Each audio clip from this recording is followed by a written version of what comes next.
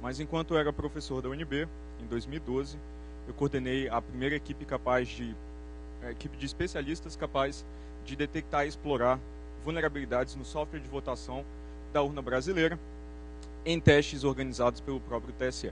Então, vou passar um pouco inicialmente pelo cronograma desses testes, ou pela cronologia.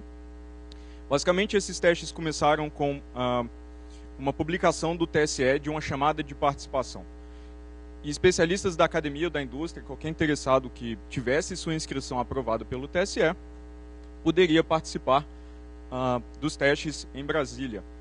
Esses testes foram divididos em duas partes.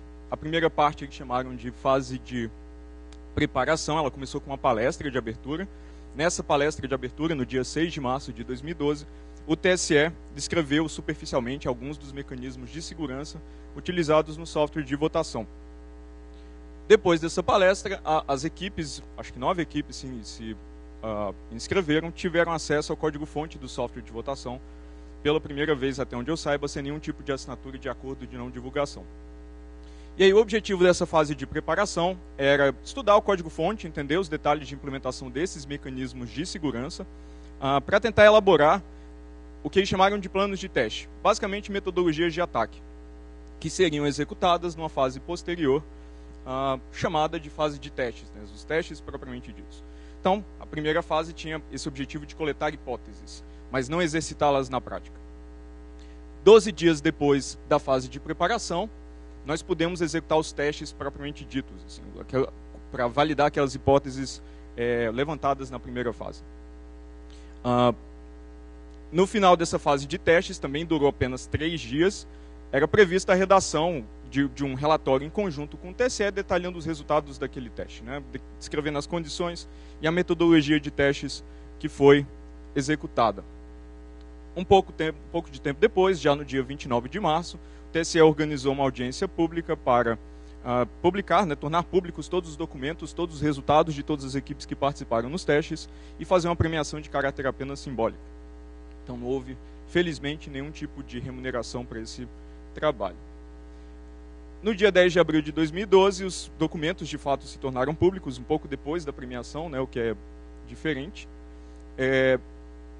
E um relatório produzido, formulado por uma comissão, que eles chamaram de comissão avaliadora, que tinha o objetivo nos testes de avaliar o desempenho de cada uma das equipes, também foi publicado. É basicamente uma apreciação do nosso trabalho. Esses testes, apesar das nossas repetidas solicitações, tiveram apenas enfoque no software de votação da urna eletrônica. Então, nós pedimos durante os testes, por exemplo, para analisar o software de totalização, identificação biométrica, mas todos esses pedidos foram recusados com base no argumento de que eles não participavam do escopo, eles estavam fora de escopo. Apesar desses serem componentes importantes do sistema de votação, temos que concordar. Bem, segundo o edital de abertura publicado pelo TSE, os objetivos das equipes eram 2. Detectar o que eles chamaram de falha, que é basicamente uma violação da especificação do sistema, que levasse o sistema a um estado inconsistente de execução, sem, no entanto, causar nenhum tipo de efeito na destinação ou no anonimato dos votos, né, que são basicamente as duas propriedades de segurança mais importantes de qualquer sistema de votação. Bem, essa categoria, essa classe de problemas que eles chamaram de falha é o que a gente chama normalmente de negação de serviço, né, algo que não tem impacto em segurança, ou pelo menos não necessariamente em violar alguma das propriedades de segurança, mas pode impedir os clientes, usuários que seja, de utilizar um certo sistema. A segunda classe é bem mais grave, porque ela aí sim representa um ato intencional de explorar algum tipo de problema de segurança presente no sistema, com a intenção de causar interferências no anonimato ou no sigilo dos votos. De preferência, é claro, a não deixar nenhum tipo de rastro, né, de vestígio, porque qualquer fraude que deixa vestígios pode ser reconstruída e, de repente, a metodologia de ataque pode ser reconstruída e os resultados podem ser corrigidos para que não mais contenham o resultado da fraude. Bem, então, esses foram os objetivos especificados pelo TSE no edital de abertura, então a gente tentou operar embaixo desse paradigma, ou tentando atingir esses 2 objetivos. Para revisar um pouco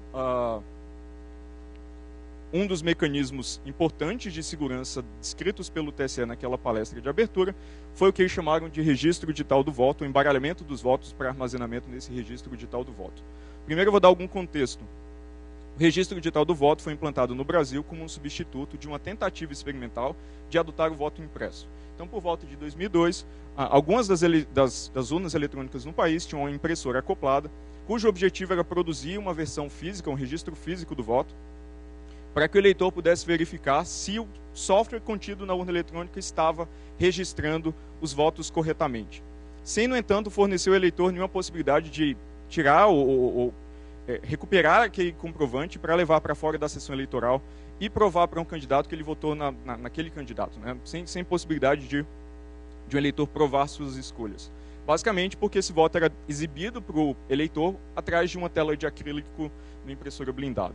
E o objetivo é o seguinte: se os eleitores conferirem, uma parcela razoável dos eleitores conferirem os seus votos enquanto eles são registrados pela urna eletrônica, pelo menos a versão física, com a sua intenção, no final do dia você tem um registro, uma trilha de votos que foi verificado pelos eleitores e você pode, nem que seja por amostragem, determinar se a contagem eletrônica foi honesta, porque ela bate com a contagem, uma apuração manual dessa trilha paralela que foi verificada diretamente pelos eleitores.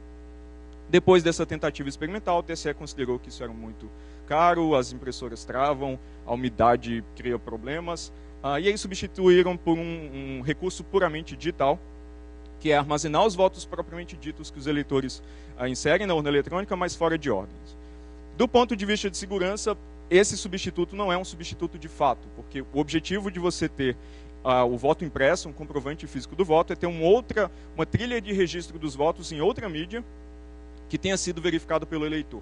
Nesse caso, você continua tendo um registro de votos produzido pelo mesmo software de votação que pode ter sido fraudado. Então isso é basicamente redundância, não tem nenhum impacto do ponto de vista de segurança. Porque o mesmo software que pode ser fraudado ou adulterado para contar os votos de maneira incorreta, pode também fazer as mesmas alterações no registro digital do voto, porque afinal de contas são todos bits, né? Não tem diferença entre esses bits. Bem, como que esse arquivo funciona, apesar de ter nenhum impacto de segurança no sistema de votação? Ele é dividido em uma série de sessões. Estou aqui com eleição fictícia, onde 3 candidatos ou 3 cargos estão em disputa ali.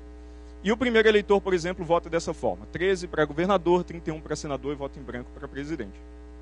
Esse arquivo é separado em sessões, uma para cada um desses cargos em disputa, e cada escolha do eleitor para cada cargo é armazenada numa posição diferente de uma dessas sessões. Então, por exemplo, você pode ver aqui que o primeiro eleitor não há correspondência direta entre as posições das escolhas dele para cada um dos diferentes cargos.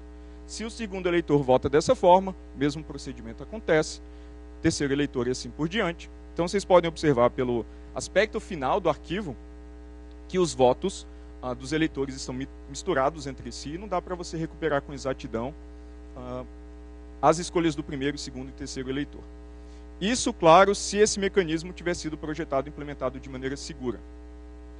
Nesse momento, eu vou enfatizar uma característica interessante desse aspecto final do arquivo, que esses buracos, que são correspondentes a eleitores faltosos, eles são conservados ou eram conservados na versão final do arquivo. Isso vai ter impacto em segurança, como a gente vai ver mais para frente. Bem, então eles apresentaram, os técnicos do TSE apresentaram esse mecanismo de segurança. Como ele exige a produção de dados aleatórios de alta qualidade, o que normalmente é o calcanhar de Aquiles de muitos desenvolvedores de software de segurança ou desenvolvedores de software em geral, a gente achou que esse seria um ponto promissor para começar a nossa análise. Então, durante a fase de testes, a gente levantou a seguinte hipótese: que o registro digital do voto não tinha sido projetado e implementado de maneira segura. Isso ainda durante a palestra de abertura, parecia ser um ponto interessante para começar a nossa análise. E essa hipótese leva a algumas perguntas claras. Por exemplo, se esse arquivo não foi projetado e implementado de maneira segura, será que é possível simular essa ordem de armazenamento dos votos depois da eleição acontecer? Se é possível simular essa ordem de armazenamento de votos, também será possível recuperar os votos estritamente em ordem, na ordem que eles foram depositados? E se isso também for possível, que informação é necessária para se fazer isso, né? Que tipo de informação, com que grau de dificuldade em obtenção pode ser utilizada para se recuperar os votos em ordem?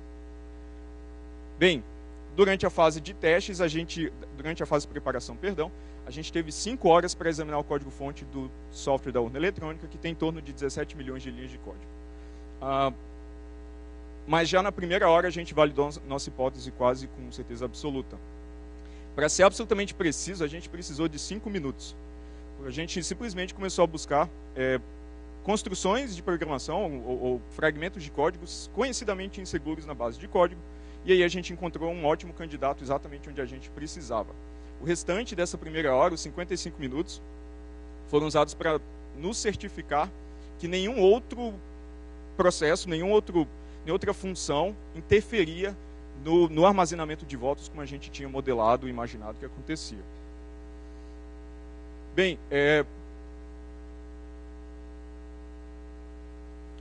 como resultados obtidos, basicamente a gente conseguiu recuperar os votos em ordem a partir da semente pública.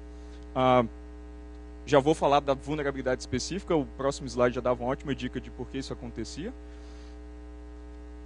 Nossa metodologia de ataque funcionava para qualquer número de eleitores, porque ela não tinha nenhum tipo de dependência de probabilidade de erro ou diferença de funcionamento com a escala, o tamanho, o número de votos depositados na urna. E ficou demonstrado que o único mecanismo utilizado na urna para proteger o sigilo do voto foi derrotado. A gente conseguiu recuperar votos em ordem com precisão absoluta para até 950 votos. Posteriormente, depois dos testes, a gente aprendeu que o log, o registro cronológico de eventos que a urna eletrônica produz, também armazena o instante de tempo que cada um dos eleitores votou no equipamento. Isso permite um ataque muito interessante, que é basicamente o seguinte: se é possível, se você deseja obter um voto que foi depositado na urna eletrônica no instante de tempo específico, pelo registro cronológico de eventos, você sabe exatamente a posição daquele voto na fila. Se você é capaz de descobrir a posição de um voto na fila e você tem a lista ordenada dos votos, você também consegue descobrir exatamente o voto daquele eleitor, que de repente pode ser um eleitor ilustre, né? E a imprensa costuma divulgar horário e local de votação de eleitores ilustres, como, por exemplo, do próprio presidente do TSE.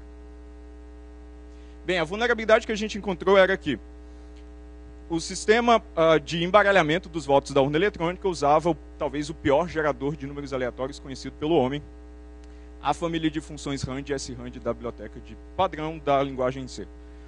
Essa todo mundo acho que já conhece, é um caso clássico de vulnerabilidade, né? Você não deve utilizar essa função, porque ela não tem as características ou os requisitos criptográficos necessários para fornecer dados aleatórios de alta qualidade.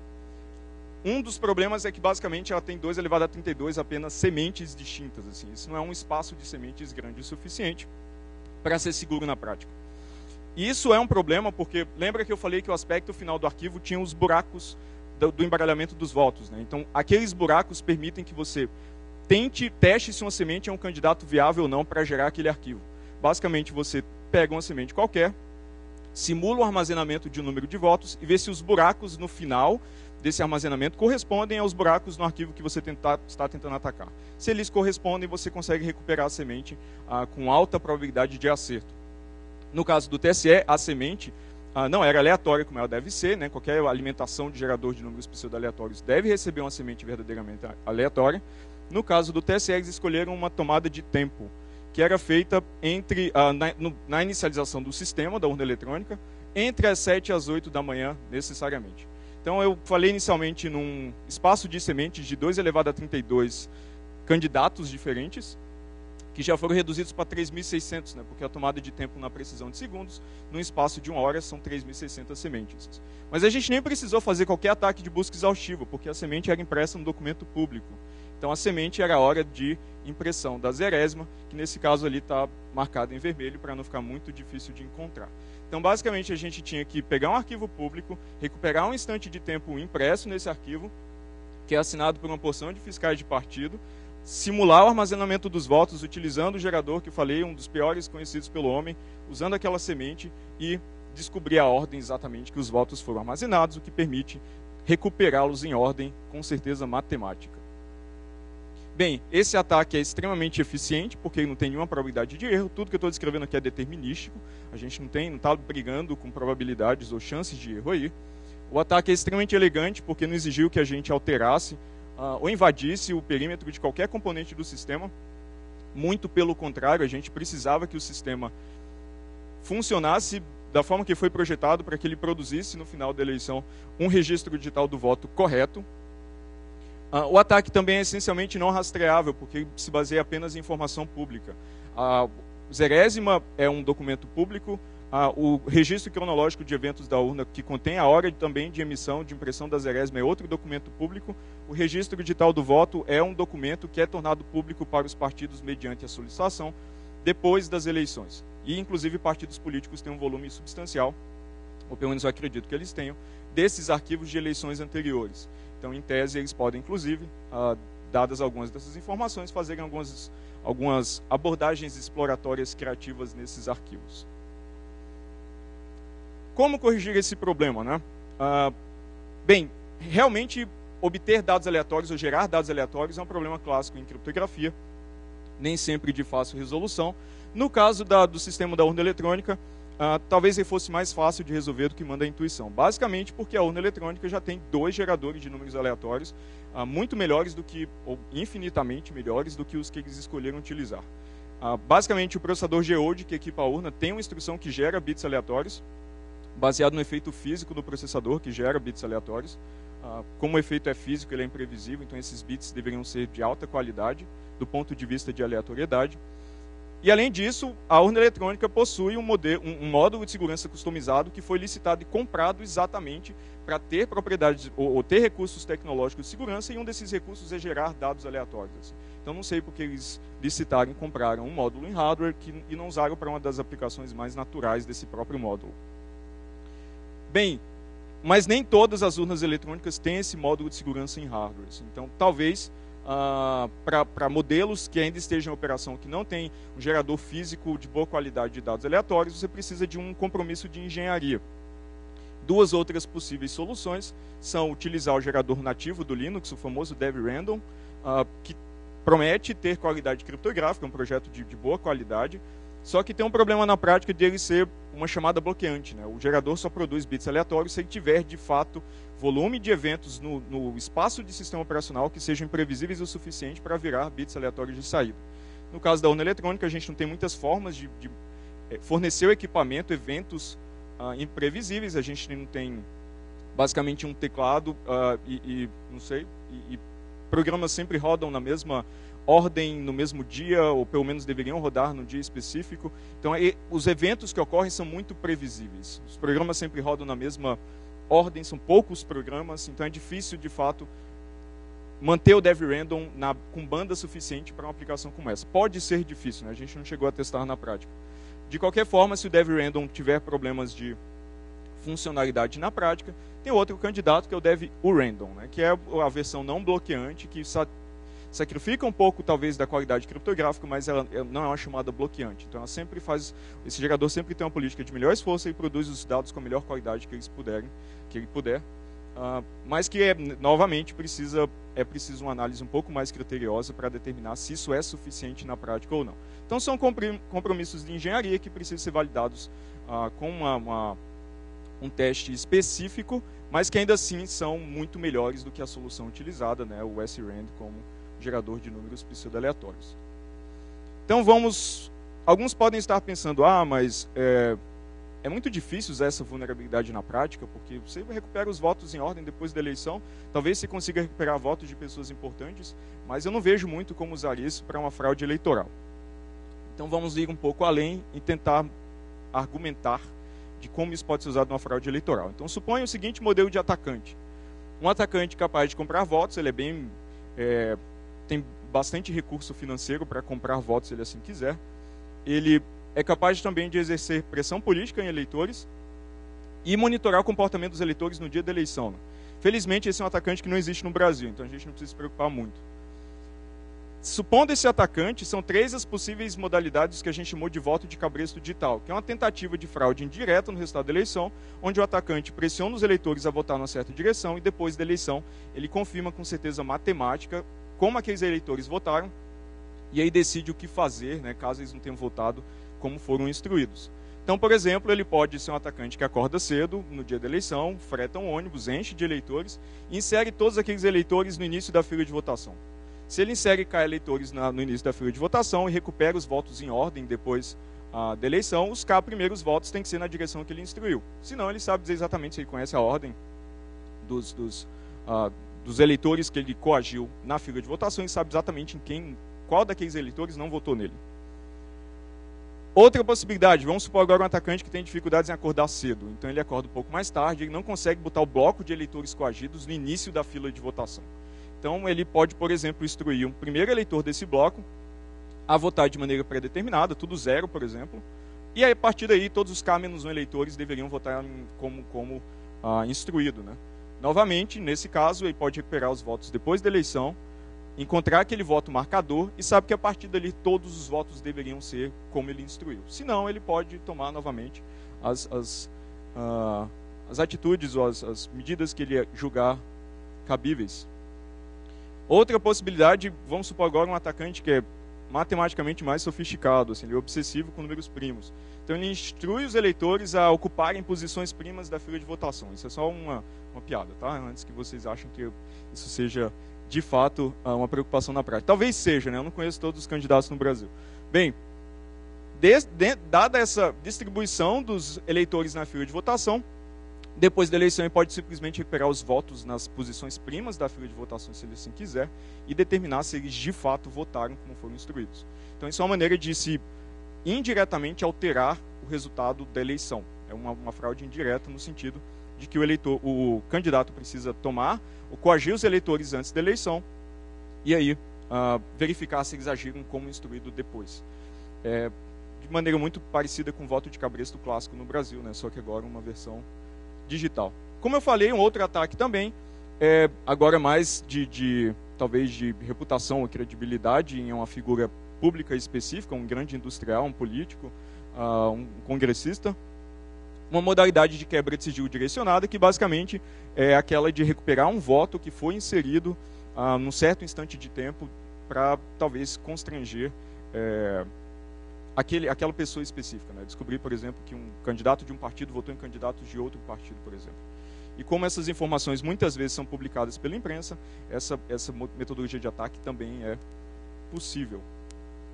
Bem, algumas pessoas que eu já encontrei depois de ministrar essa palestra falaram, mas na verdade não só algumas pessoas, o próprio TSE tem algumas manifestações oficiais onde eles dizem que esses ataques não quebram o sigilo do voto, porque você precisa de fato dessa informação adicional, ou das posições que os eleitores, da ordem, da lista ordenada dos eleitores, da identificação dos eleitores, para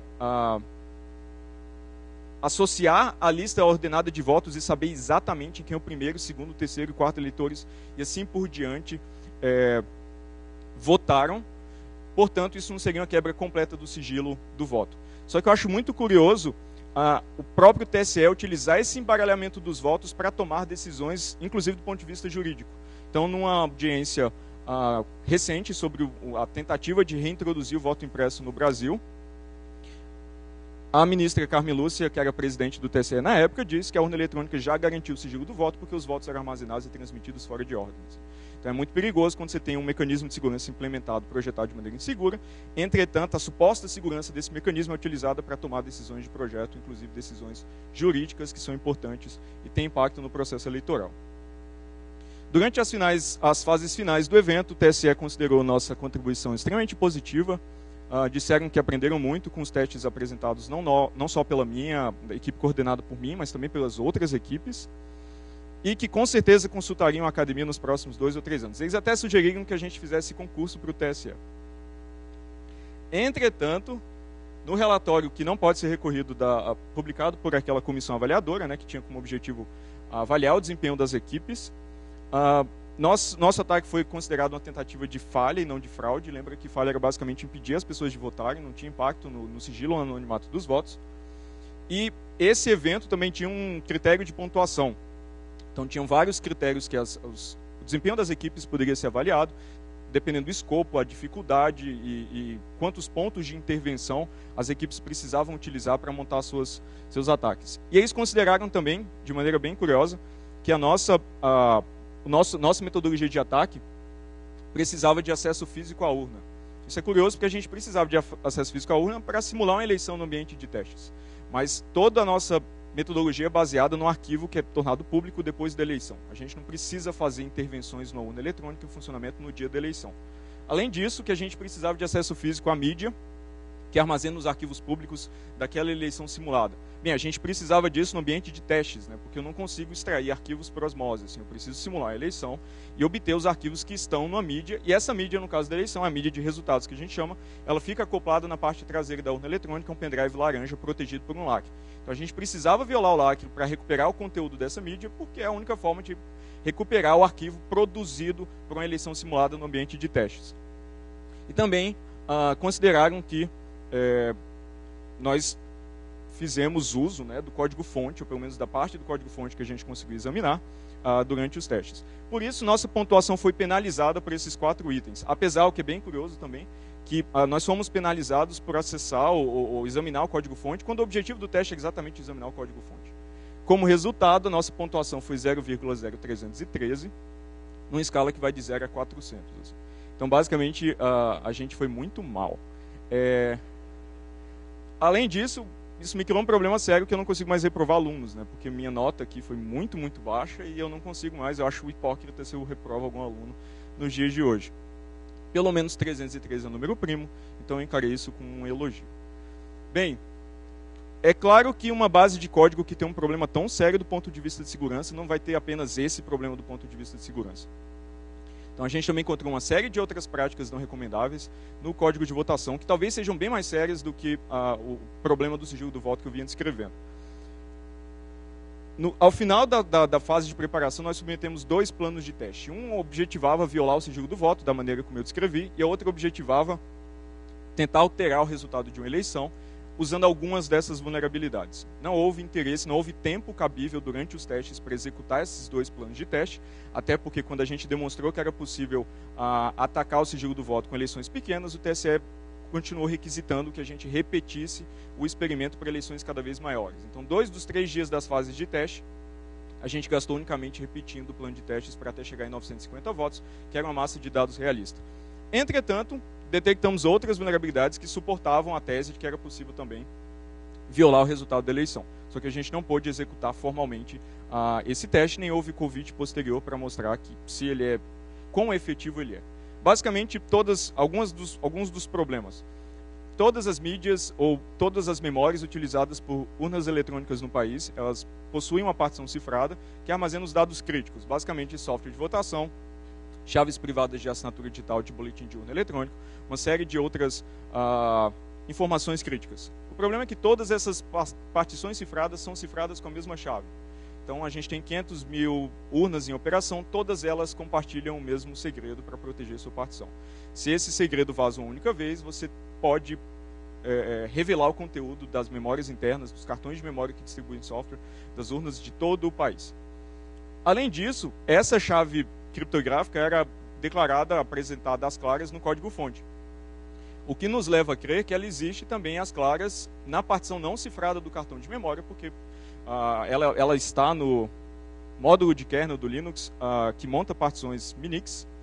E, bem, você precisa da chave às claras para montar uma partição cifrada, né? Então ela deve existir de maneira às claras também no código-fonte. Ou seja, não só ela é compartilhada no país inteiro, como ela não ou se confia apenas no desconhecimento de onde ela está exatamente armazenada na memória para que ela não seja capturada, o que é algo que também não faz sentido do ponto de vista de segurança. Se ela for capturada onde ela está, as claras em material que é manipulado, manuseado por humanos, ela pode ser recuperada e aí sim você pode abrir o conteúdo de 500 mil de urnas no país inteiro, para inclusive adulterar o código-fonte, adulterar o software de votação antes das eleições, que era como nossa metodologia de ataque se era formulado. Além disso, a cifração que eles usam basicamente viola todos os padrões de cifração do algoritmo escolhido. Eles usam o algoritmo ES256, que é uma boa escolha, no modo CBC, que é uma escolha boa, razoável, não é uma escolha ruim. Entretanto, o modo de operação SBC do ES, ou de qualquer cifra de bloco, exige que toda cifração seja aleatorizada, que ela receba como uma entrada auxiliar, que a gente chama de vetor de inicialização, um string de bits aleatórios. E o TSE também escolheu não só usar a mesma chave criptográfica, mais o mesmo vetor de inicialização para todas essas 500.000 urnas. Esse vetor de inicialização também é armazenado diretamente no código-fonte. Algumas das funções ou dos recursos que verificam a integridade do software de votação utilizam algoritmos obsoletos. Para dar um exemplo, eles utilizam a função de resumo criptográfico, SHA-1, que não é mais considerada uma função de resumo criptográfico, porque encontrar uma colisão nesse algoritmo é mais fácil do que se pensava. Então, se vocês estão usando o SHA-1, não usem mais SHA-1, por favor. E a desculpa deles é que o SHA-1 fornece um resumo que é mais curto, que o humano pode verificar, mas a gente pode simplesmente usar uma função mais segura e truncar o resultado do resumo para algo mais curto que o humano possa utilizar. Então, isso também não é justificativa plausível. Para a aplicação de verificação de integridade e assinatura digital, o SHA-1 não é mais recomendado pelo NIST desde 2006. Todo componente do software de votação que utilizava alguma primitiva criptográfica recebia sua própria implementação da primitiva, o que é um barato do ponto de vista de engenharia de software, porque você tem um monte de implementações diferentes dos algoritmos, e é muito difícil você determinar se elas de fato são a mesma implementação, ou se todas são seguras, ou até se são compatíveis entre si. Nas máquinas que a gente utilizou no ambiente do TCE, um ambiente separado para examinar o código-fonte, também encontramos informações sobre servidores, usuários e senhas do Subversion. Assim. Felizmente, do controle de versão. Felizmente, como essa máquina, essa rede, né, ou aquela máquina específica estava desconectada da rede do TSE, ninguém podia, por exemplo, usar essa informação para fazer uma alteração maliciosa no software de votação sob o nome de uma conta de um programador legítimo do TSE. Assim. Se ela tivesse em rede, isso seria possível. Então a gente viu o nome de usuário e uma senha que era uma concatenação de um nome de comida e um número decimal de 2 algarismos. Eu não vou falar a senha, né, porque é fornecer muita informação para vocês. Também observamos a ausência de qualquer ferramenta de análise estática de código. E a evidência vem do seguinte: eu peguei a pior ferramenta de análise estática de código que eu conheço, o Flow Finder, é gratuito, é basicamente um projeto de hobby de um professor, e rodei no nosso programa de análise que recuperava os votos em ordem. E ele, obviamente, deu um grande alerta para a primeira ocorrência que ele encontrou da função srand, dizendo que ela não é uma função segura para gerar dados aleatórios. Então, bem, se eles não encontraram o uso problemático do srand na própria base de código,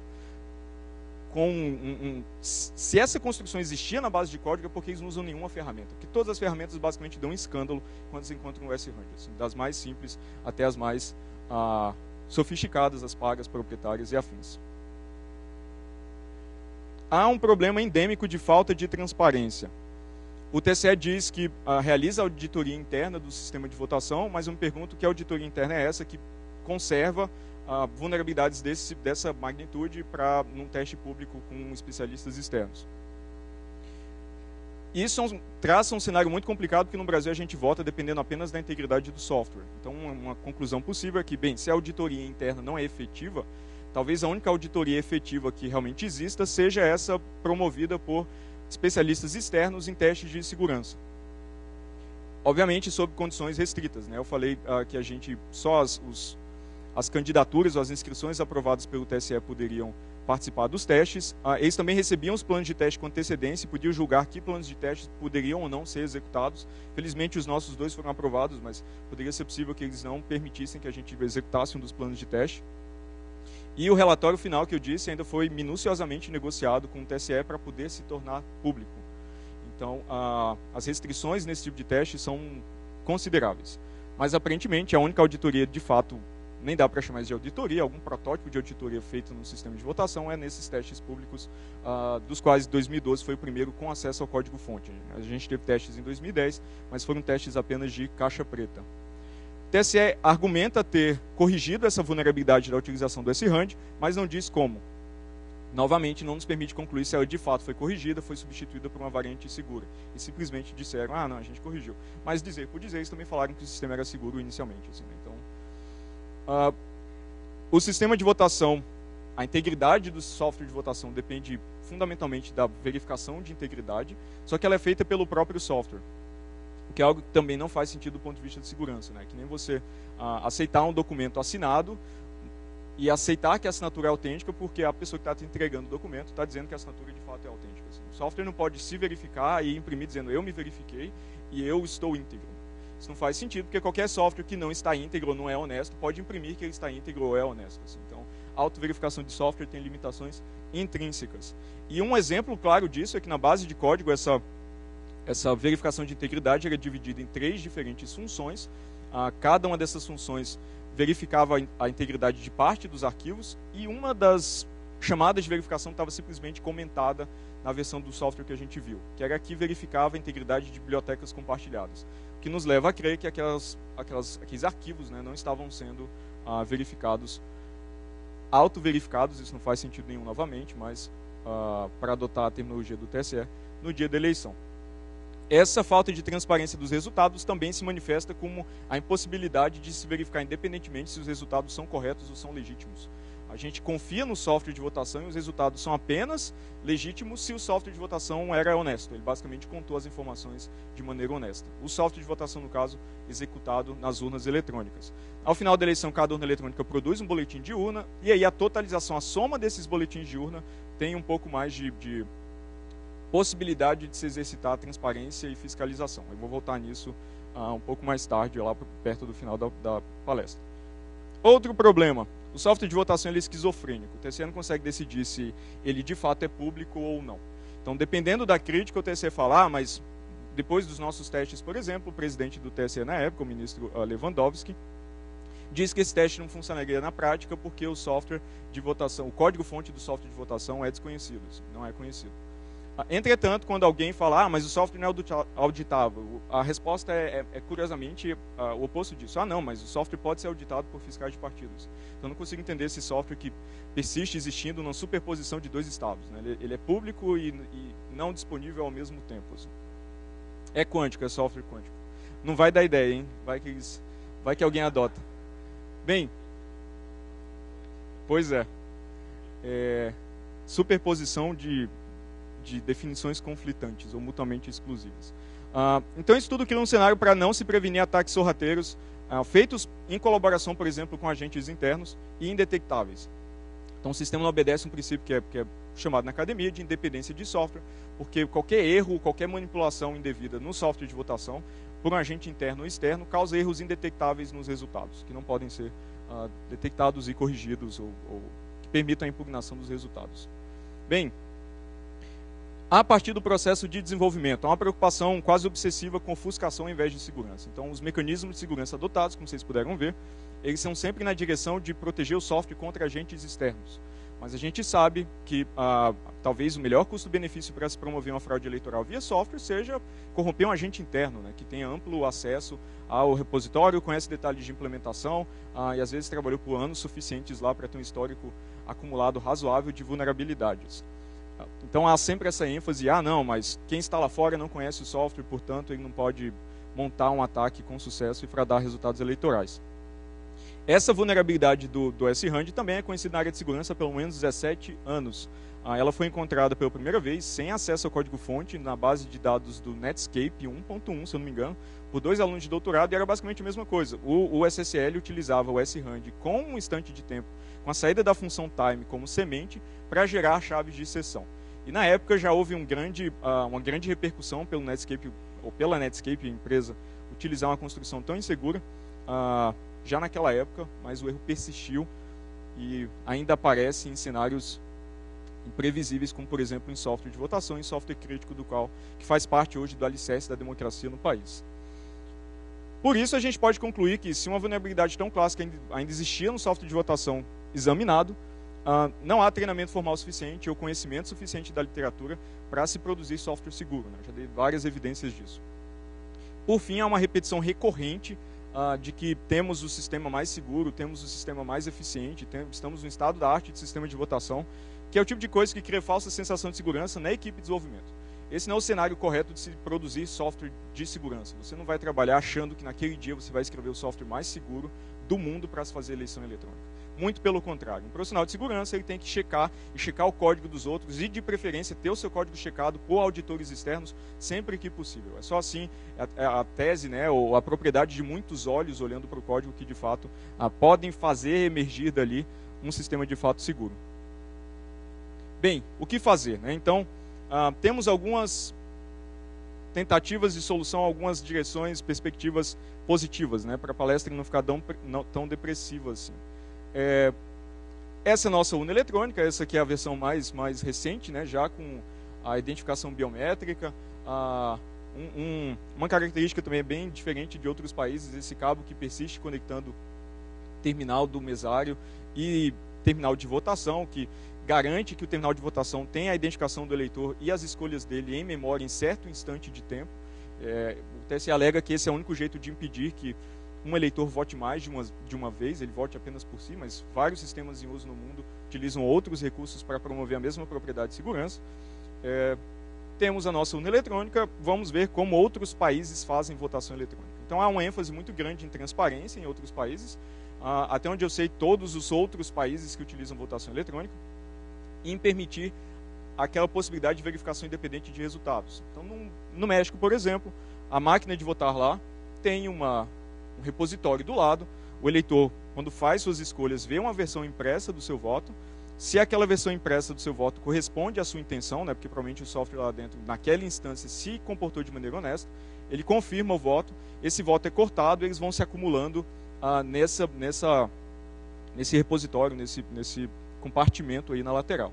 No final do dia, você pode balançar esse compartimento, só para misturar melhor os papéis, para alguma certa porcentagem das urnas, fazer uma apuração manual desses votos, comparar com a apuração eletrônica, e se não houver distorção, ou se a distorção é muito menor, por exemplo, do que a margem do primeiro candidato em relação ao segundo, você pode auditar ou, de certa forma, verificar que o software se comportou de maneira honesta para aquela máquina de votação naquele dia. Se você faz isso em amostragem para algumas urnas armazenadas, algumas máquinas armazenadas ou selecionadas aleatoriamente, você consegue coibir com boa probabilidade que ninguém vai tentar manipular ou adulterar o software de votação em larga escala, para uma fração razoável das máquinas de votar.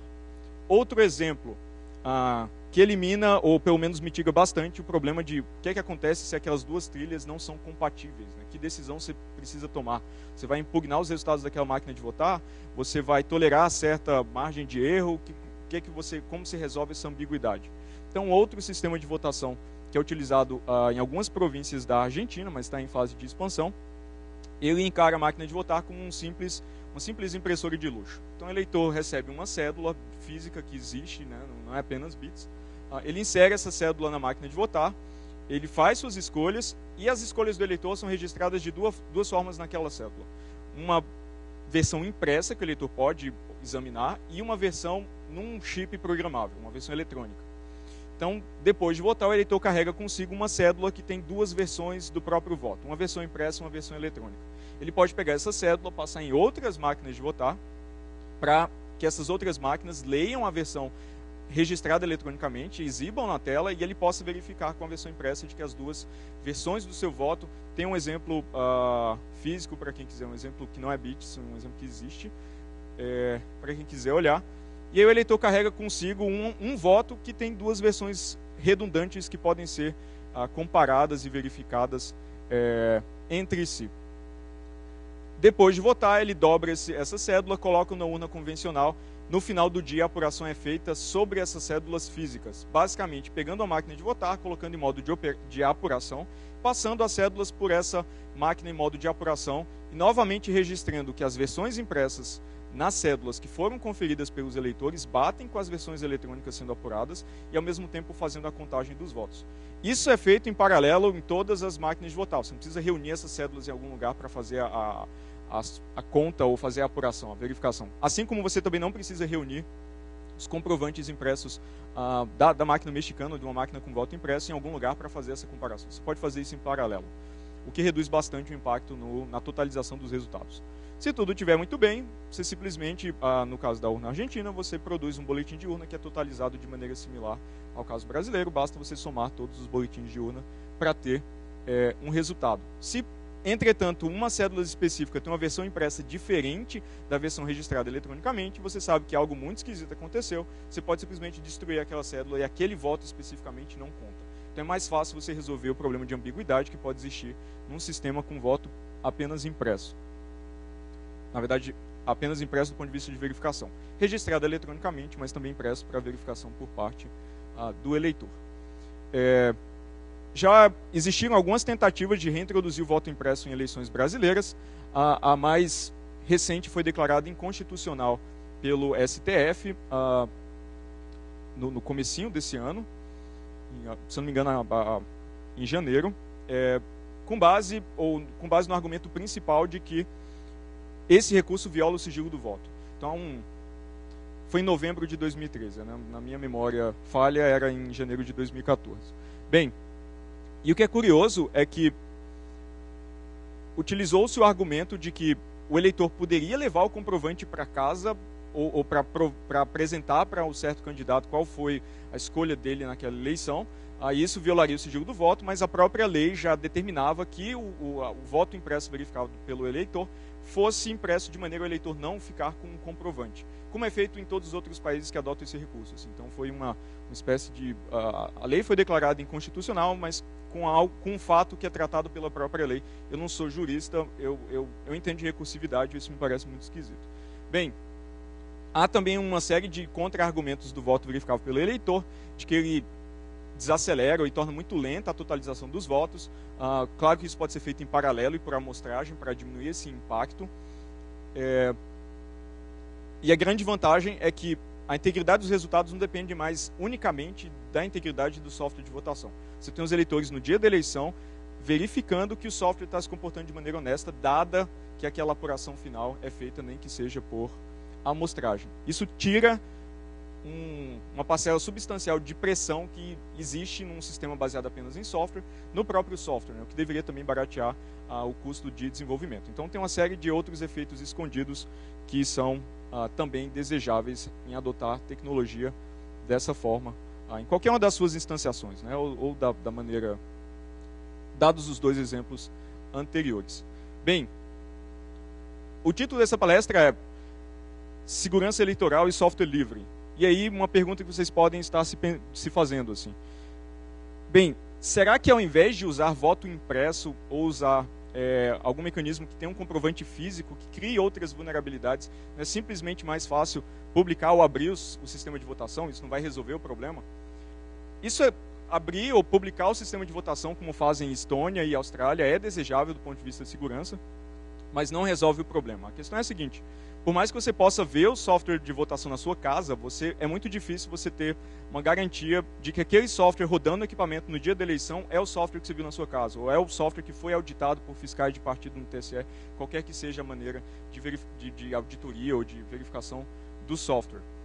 Entretanto, publicar o software de votação tem a grande vantagem de a entidade que publica o software tem que ter muito mais cuidado no projeto de implementação de mecanismo de segurança, porque os auditores são muito mais, um número muito maior, né, de verificadores, de pessoas que podem contestar ou examinar a qualidade do software de votação. Então, o ganho aí, na verdade, é indireto, mas ele não resolve, simplesmente publicar ou tornar o software de votação livre não resolve o problema, porque tem essa barreira praticamente intransponível de determinar se o equipamento de votação tem exatamente o software que você viu na sua casa, o que o auditor viu em qualquer lugar. Existem algumas técnicas na literatura para determinar ou medir alguma característica do software para determinar se ele corresponde a software que você viu anteriormente. Mas todas essas tentativas exigem intervenção ativa. Você precisa, de fato, e de certo, a cada, sei lá, 5, 10 minutos, repetir o teste para ver se aquele software parece ser software, exibe aquela característica que identifica ou autentica o software, o que, claro, não pode acontecer no dia de eleição. Mas software livre pode ajudar em outras formas de se aumentar a transparência eleitoral. Então, a possibilidade é fazer verificação independente do processo de totalização. Então, eu descrevi que as urnas eletrônicas, quem já votou no Brasil conhece o procedimento, sabe que as urnas eletrônicas produzem no final da eleição uma versão física do boletim de urna, que são os resultados parciais para aquela urna, também produzem uma versão eletrônica transmitida para o TSE. A totalização só é garantida como honesta e legítima se as versões recebidas pelo TSE correspondem às versões impressas pelas urnas eletrônicas. Claro, deixando muito claro que aquele boletim de urna não necessariamente corresponde às intenções do eleitor, porque o software pode não ter somado voto de maneira honesta no dia da eleição.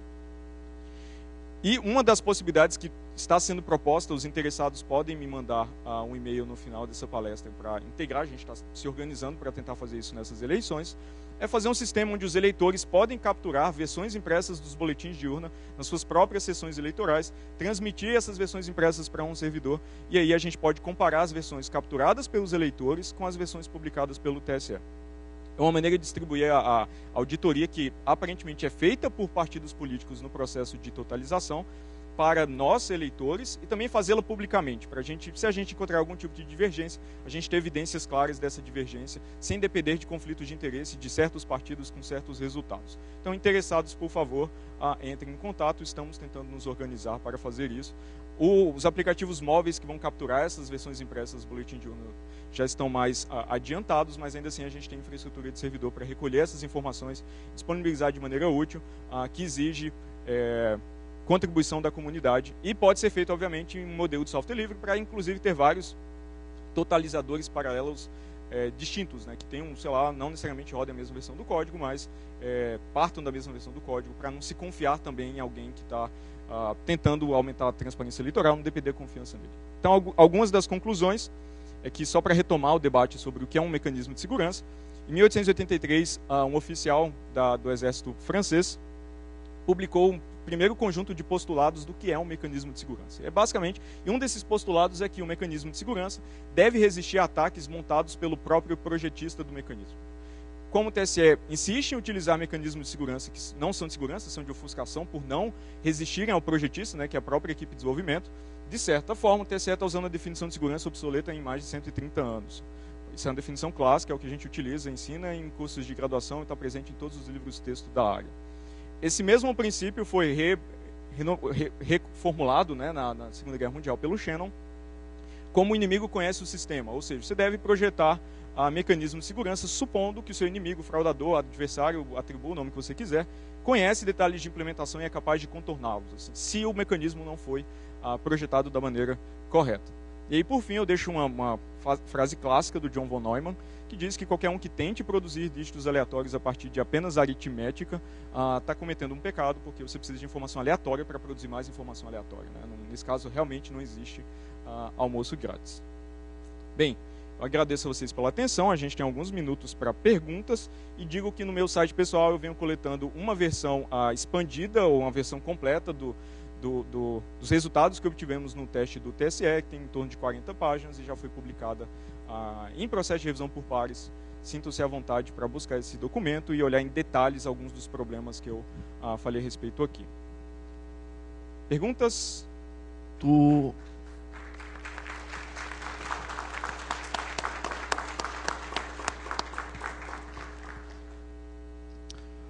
disseste que o software ele é desenvolvido pela equipe do TSE. As urnas vêm da Diebold nos Estados Unidos. Alguma coisa do software é feita pela Diebold ou é tudo feito pelo TSE? Ótima pergunta. Bem, a equipe do TSE, até onde eu sei, tem 150 programadores, metade deles são terceirizados. Isso não é um problema, porque a outra metade é de funcionários públicos, todos eles têm fé pública, portanto são incorruptíveis por definição. O hardware do sistema de votação é, de fato, licitado e, nos últimos anos, tem sido fabricado pela Diebold. As vulnerabilidades que nós encontramos no software de votação eram muito parecidas com as vulnerabilidades encontradas no software de votação da Diebold, usado nos Estados Unidos. Compartilhamento massivo de chaves criptográficas, geração insegura de dados aleatórios, então os problemas eram os mesmos. Eu não sei se eles se inspiraram, de alguma forma, né, nessas ótimas decisões de projeto, ou de algum tipo de código foi compartilhado. Simplesmente não tem essa informação. Algo que talvez ajude a responder isso é que a Diebold chegou a fabricar software de votação nas primeiras iterações da eleição eletrônica no Brasil. Foi apenas depois do ano 2000 que o TSE já começou a tomar responsabilidade sobre o desenvolvimento do software. Assim. Então, mas algumas das vulnerabilidades são muito próximas. O que muda, por exemplo, aqui é uma chave AES compartilhada. No caso da Diebold, no software que foi analisado nos Estados Unidos, era uma chave DES, assim, mas a natureza dessas vulnerabilidades é muito próxima e todas elas são muito clássicas, né? O tipo de vulnerabilidade que eu ensino meus alunos de graduação a não tomar. Assim, eu não estou falando nada sofisticado aqui, eu imagino que vocês tenham percebido isso. Assim, eu não estou falando de nada aqui que parece ser de outro mundo, apesar do TSE ter dito que nosso ataque foi tecnologicamente sofisticado. Assim, não sei se é um elogio ou não. Mais alguma pergunta? Oi. É o seguinte, se tu tivesse agora que falar o DNA do sistema operacional hoje dessa urna eletrônica, como é que tu definiria esse DNA? E a mesma coisa é o seguinte, qual é o estágio de 0 a 10 dessas correções hoje para essa questão da segurança da urna? Bem, o sistema operacional é GNU Linux, então tem kernel Linux com parte da área de usuário e tem um monte de aplicação com escrita em C e C++. O problema inclusive eles usam o fato de ser o kernel Linux para fazer propaganda, assim, né? De, não, o sistema Linux é seguro, mas eles fazem intervenções ativas na árvore do Linux. Eles incorporam e fazem intervenções. Por exemplo, para inserir chaves criptográficas. Não que isso seja necessário, mas é o tipo de intervenção que eles fazem. Então, eles não só comprometem, em tese, propriedade de segurança do software original, como eles incorporam uma base de código gigantesca na própria árvore de código e fazem intervenções. Assim, não tem um isolamento muito claro entre o que é software incorporado, contribuído, que vem de fora, e software desenvolvido. Ou seja, de fato, a quantidade de software para se auditar inclui até o kernel Linux, né? Porque eles fazem intervenções ativas. O que, novamente, não faz sentido do ponto de vista nem de segurança, nem de engenharia de software. Assim, eu não sou engenheiro de software, mas, sei lá, ainda tenho bom senso.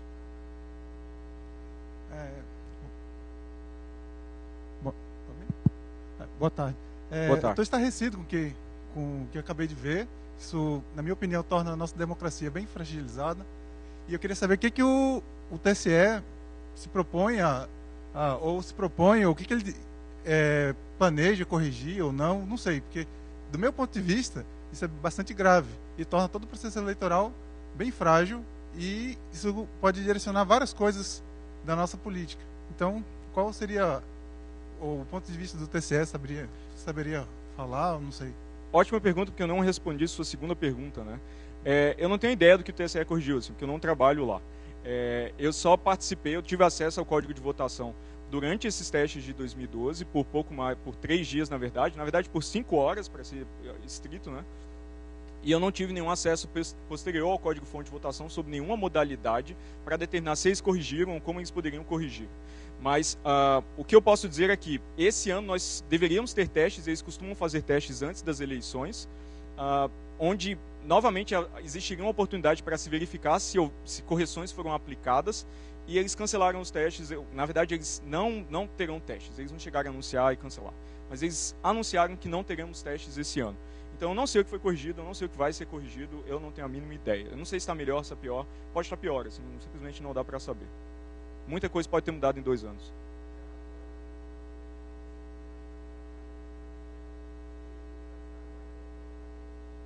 Bem, o professor Pedro disse que é mais importante gastar com propaganda do que segurança, porque talvez o sistema já seja tão seguro quanto seja suficiente. Nosso tempo acabou, mais perguntas eu posso responder se eu tiver as respostas, eu não tenho todas as respostas. Vou ficar o resto do dia aqui, eu agradeço muito a participação e a atenção de vocês.